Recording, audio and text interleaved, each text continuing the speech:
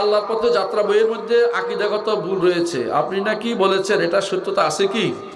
আমি ওইটা বলি, ওই আল্লাহর পথে যাত্রা আমি পড়ি নাই, কিন্তু আমাকে ওইখান থেকে কপি করে একজনে পাঠাইছে ছবি সহ। আমি আশ্চর্য হয়েছি এত মারাত্মক ভুল কেমনে থাকে। বিশেষ করে তিনি এই বইয়ের মধ্যে তাকদিরের মাসালায় মারাত্মক ভুল করেছেন। আর তাকদির ঈমান অংশ না, তাকদির মাসলা ভুল করলে কিন্তু ঈমান চলে যায়। এই জন্য আমি ওনাকে অনুরোধ জানাবো উনি যেন শুদ্ধ করে নেন, এটা আমি বলবো। মারাত্মক ভুল, এই জাতীয় ভুল আলেমের জন্য শোভা পায় না। আপনার সদ্য লেখা আল্লাহর পথে যাত্রা, এটা আল্লাহর পথে যাত্রা বইয়ের মধ্যে আলহামদুলিল্লাহ ওই রকমের কোনো বড় ভুল ত্রুটি নাই। কিছু হয়তো হাদিসের নাম্বার বা ইত্যাদি সংলগ্ন কিছু থাকতে পারে, তো সেগুলো আমাদের কিছু সংশোধনী চলতেছে, বাট মৌলিক আলোচনায় কোনো ভুল ত্রুটি নাই। কী জন্য? এই বইটা সরাসরি সালাফে সালেহিনদের বইয়ের সারমর্ম। মানুষ হয়তো পড়ে মনে করবে যে আমি আমার ব্রেন থেকে বইটা বের করলাম কিনা, না, এরকম কিছু না। এই বইয়ের মধ্যে কোন কোন বইয়ের সারমর্ম আছে বলে দিই।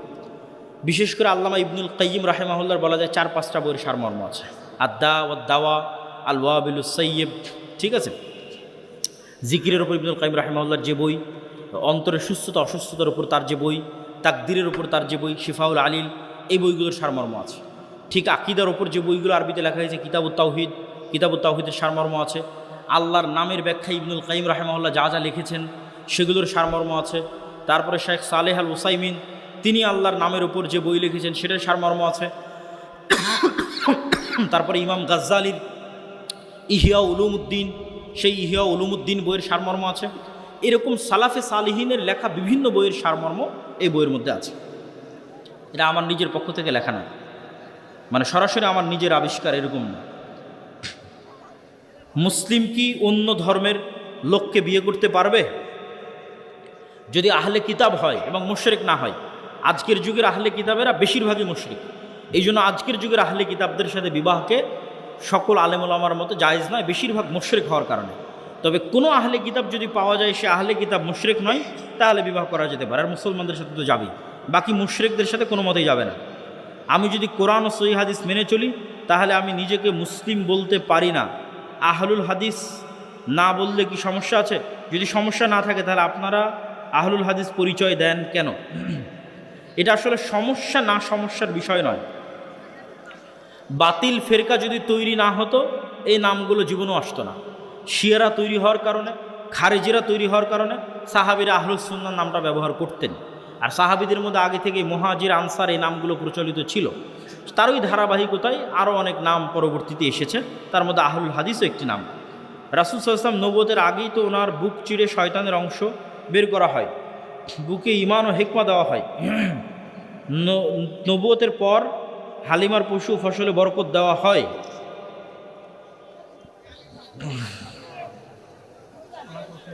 পাগল কি প্রশ্ন করেছে?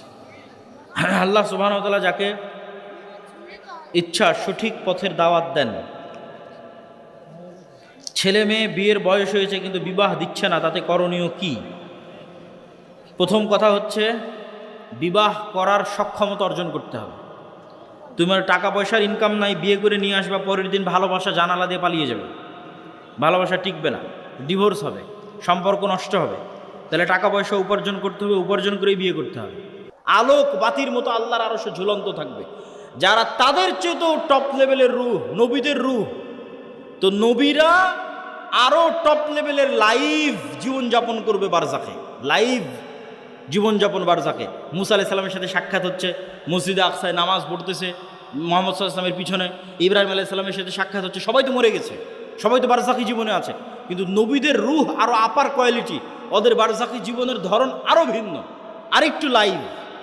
আর সাধারণ মুসলমানের রূহ ইল্লিয়িনে থাকবে যদি মুমিন হয়, আর কাফের মুশরিক ফাসিক মুনাফিক হলে সিজ্জিনে থাকবে। এবার যখন চলে গেছে ইল্লিয়িনে, যখন চলে গেছে বারজাখি জীবনে, ওখান থেকে এবার জাহান্নাম দেখা যাবে প্রতিদিন, ওখান থেকে এবার জান্নাত দেখা যাবে প্রতিদিন। যেমন দুনিয়াতে প্রতিদিন কবর দেখা যাচ্ছে, প্রতিদিন ঘুমাচ্ছি, প্রতিদিন কবরে যাচ্ছি। এবার যখন কবরে চলে যাব, মানে চিরন্তন ঘুমে চলে যাব, তখন প্রতিদিন জান্নাত দেখব, জাহান্নাম দেখব।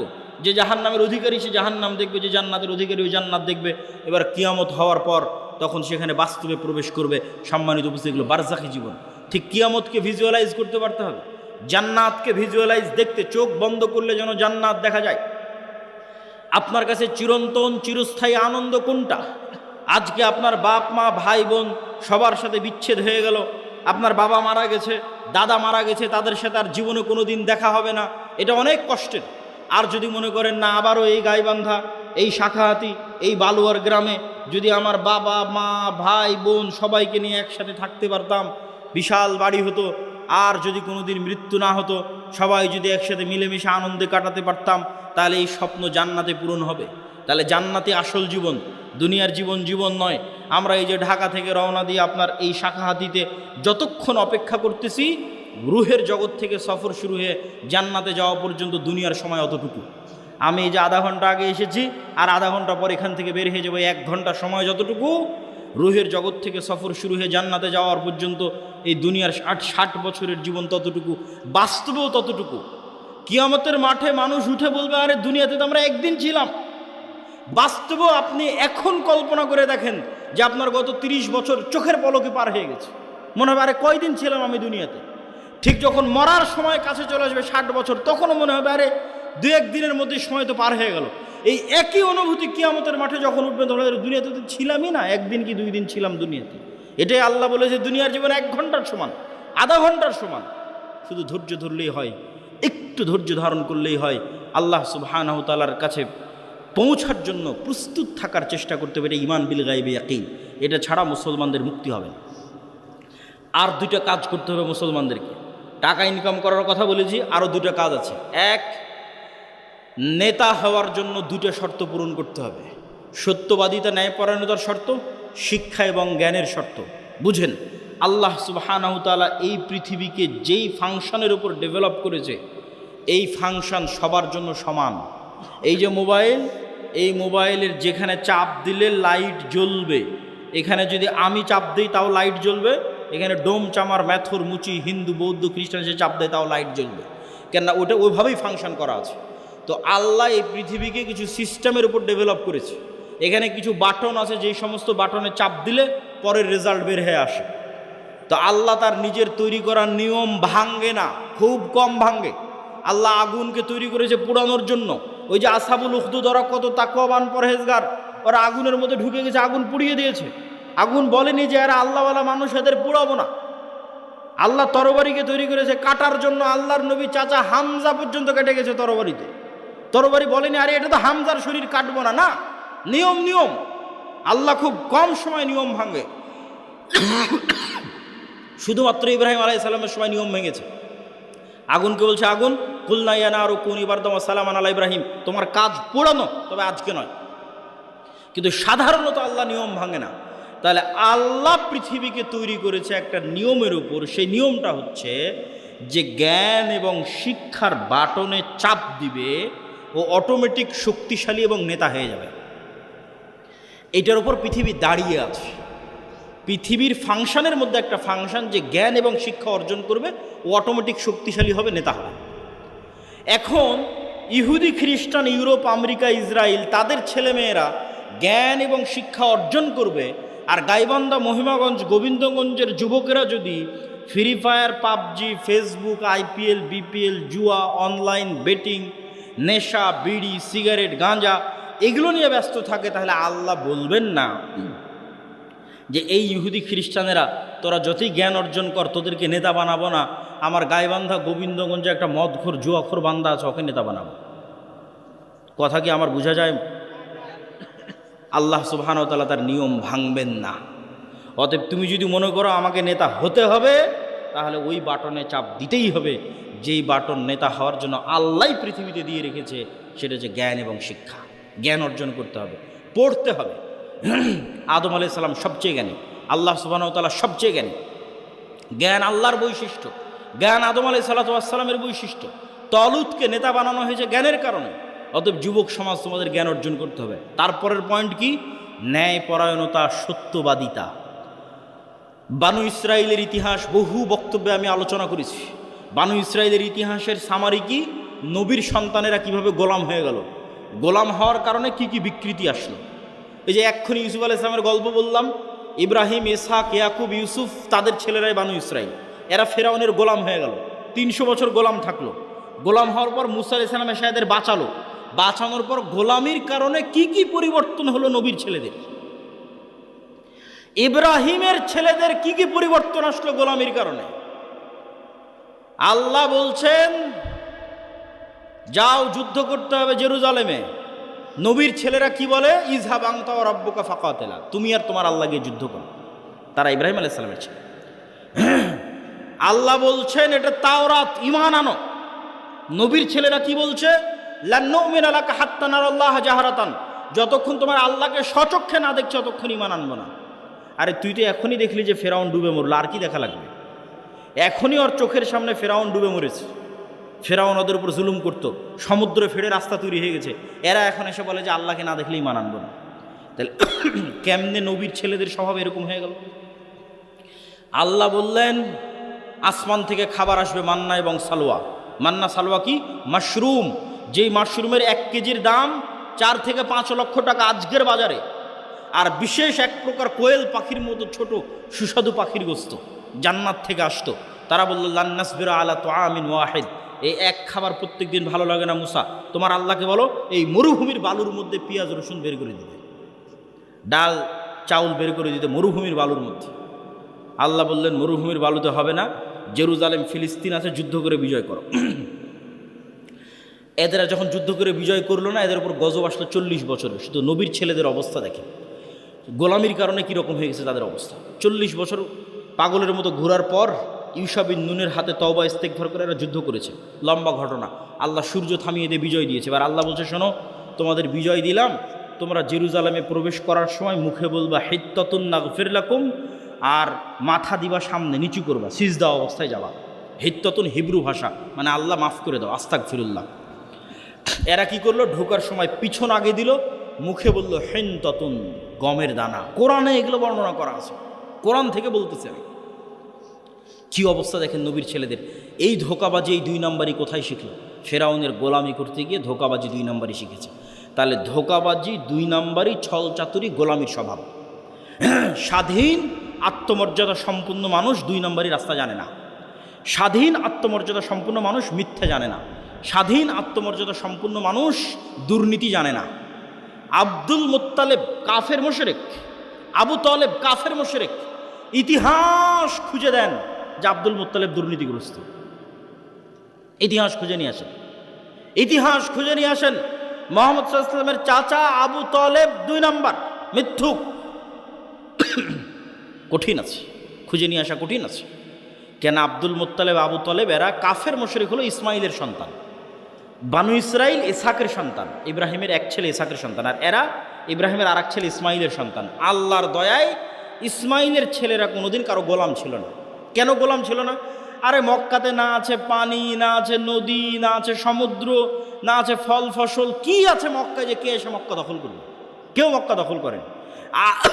আব্রাহা একবার চেয়েছিল যে এখানে কেন মানুষ ইবাদত করতে যায়, আমি ইয়েমেনে ইবাদতের ঘর তৈরি করব, আমার এখানে ইবাদত করতে আসবে। তো ওখানে মানুষ ইবাদত করতে যায়নি, তো কাবা ঘর ভাঙতে গেছিল আব্রাহা, একবার। তা বাদে কেউ ইসমাইলের সন্তানদেরকে কেউ গোলাম বানায়নি। এই জন্য ইসমাইলের সন্তানেরা অধিকাংশই, 2-1 জনের কথা বলা যাবে না, অধিকাংশই জন্মগত মিথ্যা ধোঁকা জানত না। তাহলে কি দাঁড়ালো? বানু ইসরাইলের সামারি আর মুহাম্মদ সাল্লাল্লাহু আলাইহি ওয়াসাল্লামের বাপ দাদা আর বানু ইসমাইল, ইসমাইলের সন্তানের সামারি। যে গোলামি করে, গোলামি থেকে কি স্বভাব আসে? দুর্নীতি, 2 নম্বরই, ধোঁকাবাজি, মিথ্যা। আর যে নেতা, যে নেতৃত্ব দিবে, সে মিথ্যা জানে না, সে দুর্নীতি জানে না, সে 2 নম্বরই জানে না, সে ধোঁকাবাজি জানে না। এবার চলে আসেন আমাদের কাছে। ব্রিটিশেরা দেখলো, আমেরিকা দেখলো যে মুসলমানেরা যদি একবার সত্য বলা শিখে যায়, মুসলমানেরা যদি একবার ন্যায় প্রতিষ্ঠা করা শিখে যায়, তাহলে তো পৃথিবীতে আমাদের থাকার জায়গা হবে না। তাহলে মুসলমানদের এমন সিস্টেমের মধ্যে ফেলে দাও যেন ওরা কোনো দিন সত্য বলা শিখতেই না পারে। মুসলমানদের একটা নেতাও যেন সত্যবাদী, ন্যায়পরায়ণ না হয়। তাহলে কি দিতে হবে? গণতন্ত্র। কেমনে গণতন্ত্র? কেমনে গোলাম তৈরি করে? গণতন্ত্র এমন এক সিস্টেম যেখানে এক দলের নেতা আর এক দলের নেতার বিরুদ্ধে বলবে তো বলবেই, একই আসনের মনোনয়ন প্রার্থী একই দলের, আর বাকি মনোনয়ন প্রার্থীগুলোর বিরুদ্ধে যদি 2 নম্বরই না করে, মিথ্যা না বলে, টাকা পয়সার লেনদেন না করে, লিয়াজু লবি মেনটেন না করে, তাহলে মনোনয়নই নিয়ে আসতে পারবে না। বাস্তব মাঠের পরীক্ষা। আর ইশতেহারে দল নিজেও জানে বাস্তবায়ন করতে পারবে না, মিথ্যা ওয়াদা দিবে। মিথ্যা না বলা শিখলে ভোট পাবে না। আর যারা ভোটার সেও মিথ্যা ওয়াদা দিবে। যত এমপি প্রার্থী আসবে, হ্যাঁ ভাই আপনাকে ভোট দেবে, 500-1000 টাকা, 500-1000 টাকা, হ্যাঁ আপনাকেই ভোট দেবে। ভোটারও মিথ্যুক, এমপিও মিথ্যুক, মনোনয়ন প্রার্থীও মিথ্যুক, এবং সবাই লিয়াজু, লবি, 2 নম্বরই রাস্তা, ধোঁকাবাজি, এগুলো একদম ভোটের দিন পর্যন্ত যদি না করে ও জিতেও আসতে পারবে না। তাহলে এই গণতান্ত্রিক পদ্ধতিতে 300 এমপি নির্বাচিত হয়ে গেল। এখন বানু ইসমাইল আর বানু ইসরায়েলের এই যে আগের ফরম্যাট আপনাকে দিয়ে দিলাম, এই ফরম্যাট অনুযায়ী আপনি বলেন যে এই 300 এমপি নেতা না গোলাম? একটু জোরে বলতে হবে, নেতা না গোলাম? গোলাম। এইটা যদি একবার বুঝে গেছেন, তাহলে বুঝে গেছেন যে মুসলমানদের সমস্যা কোথায়, মুসলমানদের কাজ কি। এবার তো নেতাদের অনেক দোষ ত্রুটি বললাম, এবার একটু আমাদের দোষ ত্রুটি খুঁজি। আমরা কেমনে বুঝবো যে আমি ন্যায়পরায়ণ আছি কিনা, আমি নেতা হতে পারবো কিনা, আমি সত্যবাদী কিনা? দেখেন, দেশ ঠিক করতে ওসি, ডিসি, এসপি, মন্ত্রী, সচিবালয়ে যারা থাকে এরাই আসল। ক্ষমতায় ডক্টর ইউনূস 2 বছরের জন্য, আগের সরকার 16 বছরের জন্য, নতুন যারা আসবে 5 বছরের জন্য। কিন্তু এই আর্মি, পুলিশ, কোর্ট, জজ, সচিবালয়ে যারা আছে এদের কারো চাকরি যায়নি, এরাই থাকবে। তো এরা যদি বলে যে আমরা আজ থেকে দুর্নীতি করবো না, আজ থেকে সত্যবাদী, আজ থেকে ন্যায়পরায়ণ, তো দেশে তো 80% ইসলাম কায়েম হয়ে যাবে। ইসলাম কায়েম হওয়া মানে কি, এটাও বুঝতে হবে। ইসলাম কায়েম হওয়া মানে, যদি মনে করেন সবাই 5 ওয়াক্ত সালাত আদায়কারী হবে, ঠিক আছে, সমস্যা নেই। যদি মনে করেন সবাই পর্দা করবে, ঠিক আছে, সমস্যা নেই। কিন্তু কল্পনা করেন যে আজকে গাইবান্ধার শতভাগ মানুষ আজ থেকে 5 ওয়াক্ত সালাত আদায় করতেছে, আর গাইবান্ধার আজকে সব নারী পর্দা করতেছে, কিন্তু এদের অধিকাংশই এখনও 2 নম্বরই করতেছে, মিথ্যা বলতেছে, অন্যের সম্পদ দখল করে নিচ্ছে, দুর্নীতি করতেছে। তাহলে এখানে ইসলাম কায়েম হয়েছে? ইসলাম কায়েম হয়নি। এবার আপনি বুঝবেন কেন বললাম ওসি, ডিসি, এসপি এরা যদি আজ থেকে শতভাগ সৎ হয়ে যায়, তাহলে 80% ইসলাম কায়েম হয়ে যাবে। শুধু কি তাই, এই ওসি, ডিসি, এসপি, মিনিস্টার, সচিবালয় যারা আছে, এরা আল্লাহকে ধোঁকা দিতে চায়, মানুষকে ধোঁকা দিতে চায়। 2 নম্বরই উপায়ে টাকা ইনকাম করে সেই টাকা দিয়ে হজ করে পাপ ক্ষমা করতে চায়। নাউজুবিল্লাহ। এই পাগলদেরকে কে বুঝাবে যে তুমি যে অবৈধ টাকা দিয়ে হজ করছো, ওটা তো কবুল হয়নি, কোনো সমস্যা নাই। তোমার মনের স্বাদ যে তুমি হজ করবা, তোমার মনের স্বাদ যে তুমি একটু মসজিদ কমিটির মেম্বার হবা, টাকা পয়সা দিবা, দান করবা, তো তুমি দান করে জানে কি পাবা, হজ করে জানে কি পাবা, তার চেয়ে তো সিক্রেট তোমার কাছেই আছে, এর চেয়ে বেশি নেকি পাওয়ার। সেটা কি? রাসূল সাল্লাল্লাহু আলাইহি সাল্লাম বলছেন, সাবআতু ইউদিল্লুহুমুল্লাহ ইয়াউমা লা দিল্লা ইল্লা দিল্লুহ, ইমামুন আদিল, যে 7 শ্রেণীর মানুষকে আল্লাহ বিশেষ ছায়া দিবে। তার 1 নম্বরে তাহাজ্জুদ গুজারকে অতিক্রম করে 1 নম্বরে চলে গেছে, দানবীরকে অতিক্রম করে 1 নম্বরে চলে গেছে, যে ওসি তার পদে বসে কিন্তু চুল পরিমাণ অন্যায় করে না, মিথ্যা বলে না। আল্লাহু আকবার। যে ডিসি, যে এসপি, যে প্রিন্সিপাল তার পদে বসে কিন্তু চুল পরিমাণ অন্যায় করে না, মিথ্যা বলে না, এটা 1 নম্বরে চলে গেছে, ইমামুন আদিল। তাহলে তুমি অন্যায় উপায়ে সুদ ঘুষ নিয়ে টাকা ইনকাম করে হজ দান করতে চাচ্ছ, এটা তো চরম বোকামি। তুমি যেখানে দায়িত্ব পালন করছো ওখানে সত্যবাদিতা, ন্যায়ের সাথে দায়িত্ব পালন করো, ওটাই ইবাদত। এবার আপনাদেরকে বলি, আপনি আপনার একটা উদাহরণ, আপনার বোনকে আপনার পিতার সম্পত্তিতে ন্যায়ের সাথে সম্পত্তি বুঝিয়ে দিয়েছেন কিনা? যদি হ্যাঁ হয় তাহলে আপনার নেতা হওয়ার সম্ভাবনা আছে, যদি না হয় তাহলে আপনার মধ্যে বানু ইসরাইলের গোলামির স্বভাব বিরাজ করতেছে, আপনি গোলাম, আপনার পরবর্তী 14 প্রজন্ম গোলাম। নেতা হতে চাইলে আগে নিজেকে ন্যায়পরায়ণ হতে হবে, যে না, আমার বাবা যা জমি দিয়ে গেছে, আমি আজকেই ন্যায়ের ভিত্তিতে আমার বোন যা পায় সেটা আমি বুঝিয়ে দেব। আমি কি আমার স্ত্রীর সাথে ন্যায় করি? আমি কি আমার বাপ মায়ের সাথে ন্যায় করি? আমি কি আমার ছেলে মেয়ের সাথে ন্যায় করি? এইভাবে যখন ন্যায় প্রতিষ্ঠার চ্যালেঞ্জে আন্দোলন তৈরি হবে যে আমরা ন্যায় প্রতিষ্ঠা করব সমাজের রুট লেভেল থেকে টপ লেভেল পর্যন্ত, এমনি রাষ্ট্রে ইসলাম কায়েম হয়ে যাবে, 80% ইসলাম কায়েম হয়ে যাবে, এবং এরাই নেতা হবে। এখান থেকে নেতৃত্বের শুরু হবে। ওসমান হাদি, যাকে গুলি করে হত্যা করা হয়েছে, সে নির্বাচিত কোনো এমপিও নয়, সে বড় কোনো দলের নেতাও নয়, তার কোনো লাখ লাখ কর্মী বাহিনীও নয়, তাহলে তাকে গুলি করে হত্যা করা হলো কেন? এইটার ক্ষমতা, এটা দেখে আপনি বুঝবেন যে সত্যবাদিতার ন্যায়পরায়ণতার ক্ষমতা কি। সত্যবাদিতা এবং ন্যায়পরায়ণতা থাকলে মানুষ যে আসল নেতা হয়, মানুষ যে প্রকৃত নেতা হয়, তার প্রমাণ হচ্ছে ওসমান হাদি। এই রকম যুবক লাগবে। আজকের বক্তব্যে যতগুলো পয়েন্ট তুলে ধরেছি, একটা একটা করে পয়েন্ট আপনারা মিলান। 1 নাম্বার, যার ঈমান বিল গায়বে ইয়াকিন আছে। 2 নাম্বার, যার শতভাগ তাওহীদ আছে। 3 নাম্বার, যে টাকা পয়সায় গরিব ফকির নয়, ব্যবসায়ী। 4 নাম্বার, যে জ্ঞানে ভালো জ্ঞান, উচ্চ ডিগ্রি জ্ঞান অর্জন করে এসেছে। 5 নাম্বার, যে সত্যবাদী ন্যায়পরায়ণ, জ্ঞানকে বিক্রি করে না, টাকাকে অন্যায় উপায়ে লাগায় না।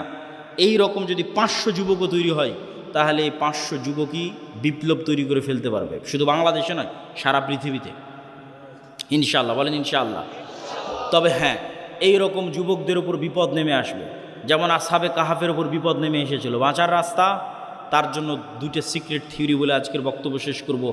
2টে আল্লাহর সাহায্য পাওয়ার মাধ্যম।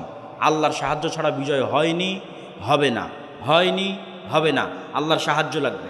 আল্লাহর সাহায্য পাওয়ার 1 নম্বর উপায় সালাত, 2 নম্বর উপায় জিকির। সালাত কি? আজকে এখানে বসে বক্তব্য দিচ্ছি, আমেরিকায় বসে মানুষ লাইভ দেখতেছে, ইংল্যান্ডে বসে লাইভ দেখতেছে, ঢাকায় বসে লাইভ দেখতেছে। তো এই যে ইন্টারনেটের মাধ্যমে, মোবাইলের মাধ্যমে 1000 কিলোমিটার দূর থেকে আমার সাথে তারা লাইভ কানেক্টেড হয়েছে। অনলাইন কোর্সে জুম অ্যাপের মধ্যে, গুগল মিটের মধ্যে পাসওয়ার্ড দিয়ে যখন 1000 কিলোমিটার দূরে থাকা ছাত্র 1000 কিলোমিটার দূরে থাকা শিক্ষকের সাথে কানেক্টেড হয় লাইভে এবং ক্লাস নেয়, মুখোমুখি হয়। সালাত এমন এক প্রযুক্তি যা 7 আসমানে থাকা, আরশে থাকা, রব্বুল আলামিনের সাথে জমিনে থাকা আল্লাহর সৃষ্টি মানুষের মধ্যে লাইভ কানেক্টেড করে দেয়। সালাত, আল্লাহু আকবার। আমি আল্লাহর নবীর হাদিস আপনাদের সহজবোধ্য করে অনুবাদ করলাম। হাদিস আল্লাহর নবীর, যে বান্দা যখন সালাতে দাঁড়ায় তখন আল্লাহ সুবহানাহু ওয়া তাআলা বান্দার মুখোমুখি হয়ে যায়। বান্দার চোখ যখন সিজদার দিকে থাকে, কলব যখন কানেক্টেড থাকে, তখন বান্দার সাথে আল্লাহ সুবহানাহু ওয়া তাআলা মুখোমুখি। এই সালাত আমার এবং আপনার বাঁচার রাস্তা। সালাত ছাড়া বাঁচার রাস্তা নেই। সালাত নাই, আল্লাহর গন্তির মধ্যে নাই, আল্লাহর কাউন্টের মধ্যে নাই, আল্লাহর খাতার মধ্যে নাই, আল্লাহর গণনার মধ্যে নাই। কে আপনি? আল্লাহ সুবহানাহু ওয়া তাআলা আপনাকে চেনে না।